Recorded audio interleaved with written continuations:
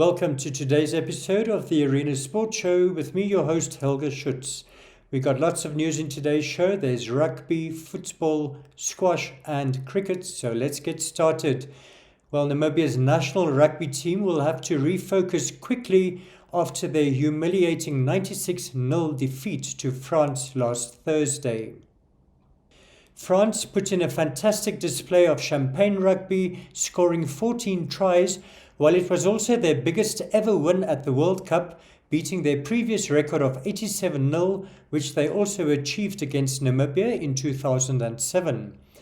Namibia have so far lost all three their matches at the World Cup, conceding 219 points and scoring only 11, but their biggest chance of a victory comes in their final match against Uruguay on Wednesday.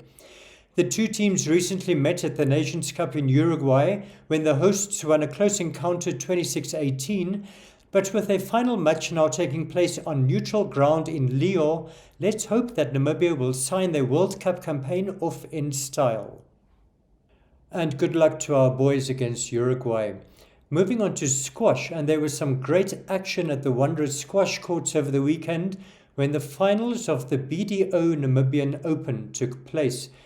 In the men's PSA final, Adegoke Onao-Pemipo of Nigeria made a great comeback to beat Damian Groenewald of South Africa 3-2. Well, after the match I spoke to Adegoke, so let's hear what he had to say. Right, with us we have Adegoke from Nigeria. You are the Namibian Open champion, beating Damian Groenewald 3-2. So how does that feel? It feels good, winning my first PSA title. Since I became a member of the PSA, I feel very, very good, feeling excited, and then I'm hungry for more. Right. I can feel it. It was a wonderful comeback. You were trailing 2-0, but came back to win 3-2. So how did you turn it around? I said to myself I needed to be more focused, be more calm, and since I'm in Nigerian, and we don't give up, we pushed to the final fight, to the end of it, and that was which I did. I was pushing, and then luckily I won the third game, and then I got back into the game at the fourth, and then the fifth. Fantastic. And how was this whole experience in Namibia for you? Yeah, it's so good. It's so good. Yeah, because it's been a very tough game from the beginning. Been to them before in the draws. I said I have to come, fight, push to the final set. I'm so happy I did. And what will this do for your ranking, your world ranking? Yeah, this is gonna make me and push me more, because I'm ranked in the 244 in the world, and then with this, winning this is gonna push me up a little bit, which I can be able to compete more in the circuit. And then, I'm hungry for more. And then hopefully next year I come back to retain my title. Great performance there by Adegoke, and congratulations. Well, we're still on squash, and Mena Walid of Egypt won the women's PSA title after beating compatriot Mariam Ashraf 3-1 in the final. After the game, I spoke to both of the players, so let's hear what they had to say. Actually, I didn't find my game in the beginning, but I managed to calm down and concentrate more with my shots, and finally I got the win and won my second PSA title here in Namibia, so I'm so happy. Right. And what changed it? Because the first set she won, but then, as you say, you got more integral. So what were your tactics, maybe? At the beginning, I was making too much errors, so I tried to calm down myself and to keep thinking positive, and I got it. Okay. And what does this win mean for your career? Is this very important for your career, would you say? Yeah, it is. So hopefully after this title, I can reach top 100 in the world. So I'm looking forward to reach more. Great. And how was your stay in Namibia? Did you enjoy it, sir? Yeah, I enjoyed it. It's too nice. Will you come back? Yeah, hopefully. Okay, good luck. Thank you. It was really good. She's a very tough opponent for sure. It's my first time playing her, so that was new. I felt like I've reached like a really good point in this tournament, so I was really excited for the match just to see how it goes. She's definitely like a really tough player, so I really wanted to win, but congrats to her for sure. Like the first couple of games, I really felt my shots was very good, but towards the end, I felt like I wasn't playing as well as like I did at the very beginning of the match. But that's something to look forward to improve, I guess. Right, you started so well winning the first set, but then Mena came back and took the next three. So what changed you? Would you say she's more experienced maybe, or what? Yeah, she's been traveling for like a lot, so she's definitely more experienced there. So I think that definitely adds a lot to her. It's only my second tournament, so I'm still like experiencing a little bit, but hopefully I'll get there. Great. And Maria, what were the conditions like here in Namibia for you? Well, for us, definitely the ball is very different because back at home we don't use that ball, we use the double dot. So that was very different for us, and the high altitude as well. So we felt like there was no oxygen going into our lungs. But besides that, the atmosphere here was really nice, and the people were very welcoming, and we really enjoyed it here.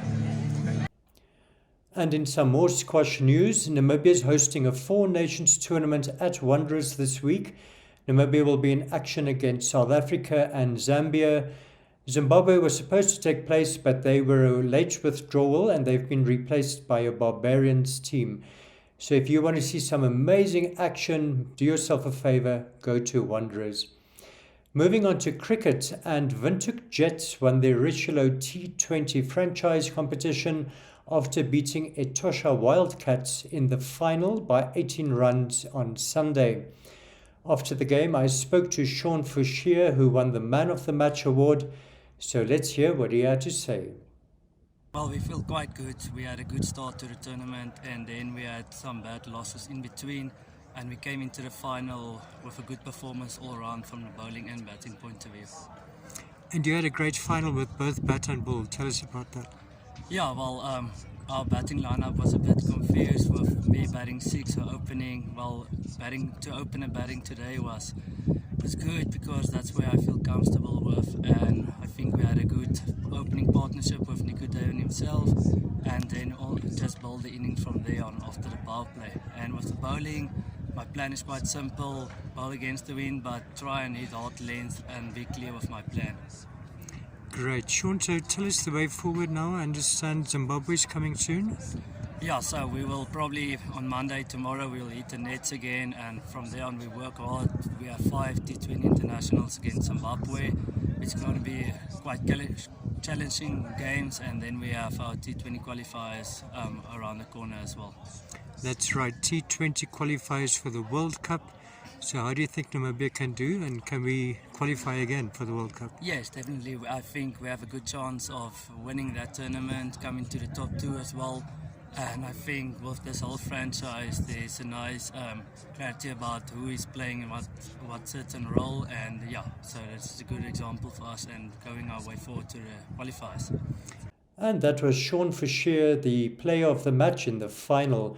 Well, the player of the series was Windhoek Jets captain Jan Freilink.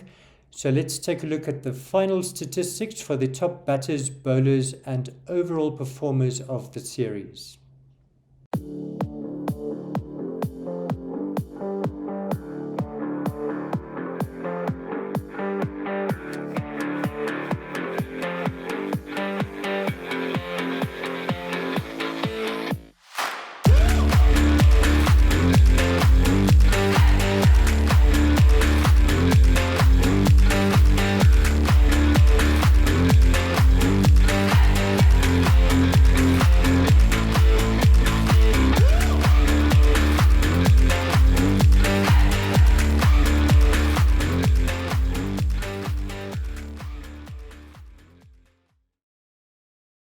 Well, we're still on cricket, and Wanderers held their prize-giving ceremony on Saturday, capping off a fantastic year during which they won all the titles up for grabs.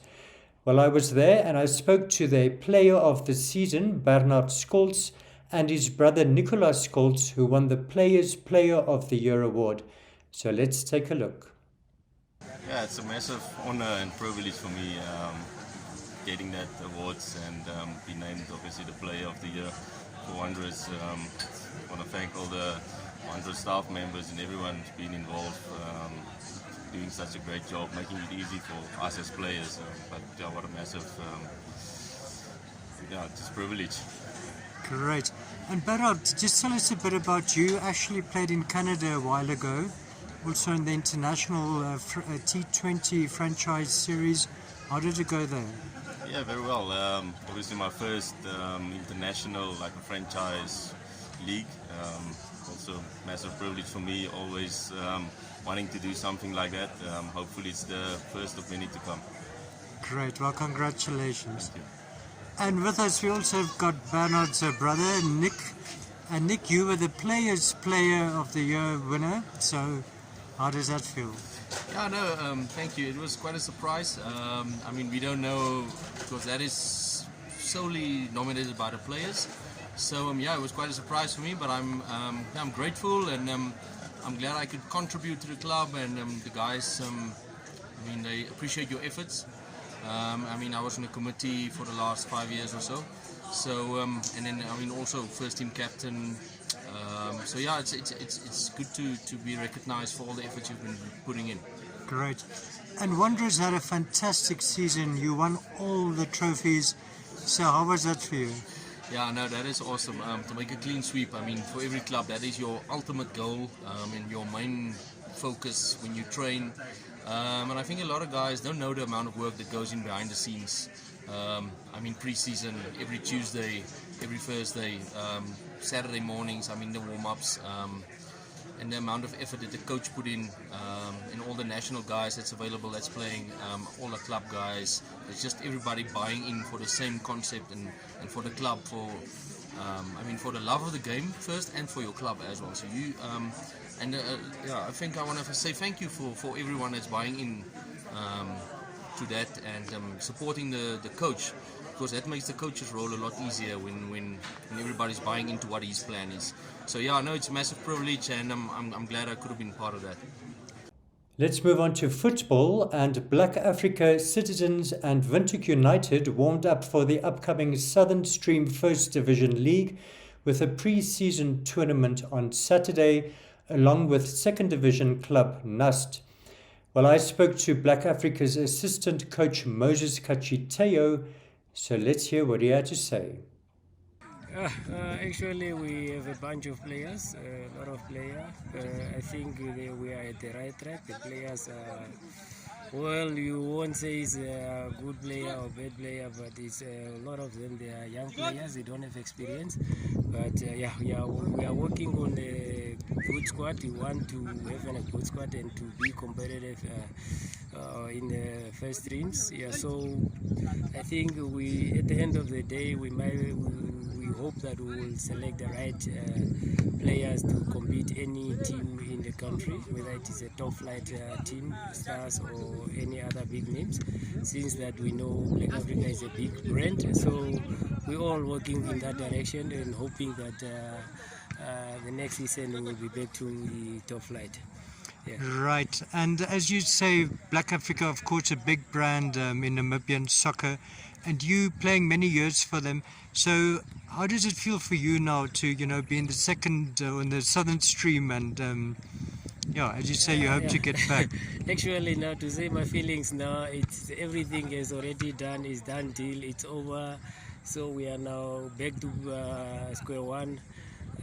Place where we were not, even since ever I have been playing for this team for my whole career. I never heard of that one season that we went to the second division or were relegated, but it's the first time. So once will not, don't want to express my feelings now. All what I want, I'm just seeing that doing the job that I have been selected for here and try to rectify what goes wrong in the past. So I hope and feel that comes next season we will be back. It's all what I'm hoping for. Whatever happens, it happens. So I don't want to go back there. But once out there will say that you will see that I'm really talking this. I'm saying this out of the bottom of my heart that we don't belong here, but we are here. We have to accept it and go forward. We're still on football, and the MTC Hopsol Youth League continued with the knockout stages over the weekend. In an under-19 match, Kasaona Football Academy beat River Heights Football Academy 1-0, and after the game I spoke to the opposing coaches, that's Donald Kachimune of Kasaona and Ronald Chari of River Heights. Let's take a look. The game, it was very good. The tempo, it was even high. I did not end I was not supposed to let my boys down. I'm very happy today. Right, and this is only the first leg. There's still a return leg. So are you happy with the 1-0 lead? Do you think you can go through? Yeah, I'm very happy. But I will work on it. I'm not happy with the 1-0, but it's football. I will. Right. And Donald, how has the season been for you as a whole?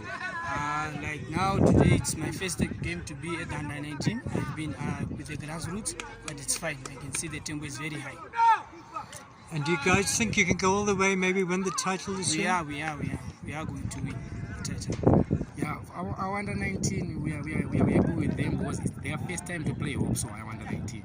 And then they qualify to go to knockout stages, which is good for the club. And it also make our young boys be proud of what we are doing and make our boys also be happy with what we are achieving as a club. Because our under 19, most of them is their first time to play soccer, and most of them they grew up in Korea Cup where they are less privileged. So just once on another level, we want to thank Coach Nixon for what he's doing for the boys, because most of them is their first time to experience this, and it's good. Right, and last year, of course, you guys made history winning the under-17 league. So how has that affected your club, would you say? Yeah, and we won under-17, and some of the guys came from under-17 going to under-19. I think now teams are ready to play against us because they know that we are playing against us. It won't be a good game. So I'm happy that we are progressing well.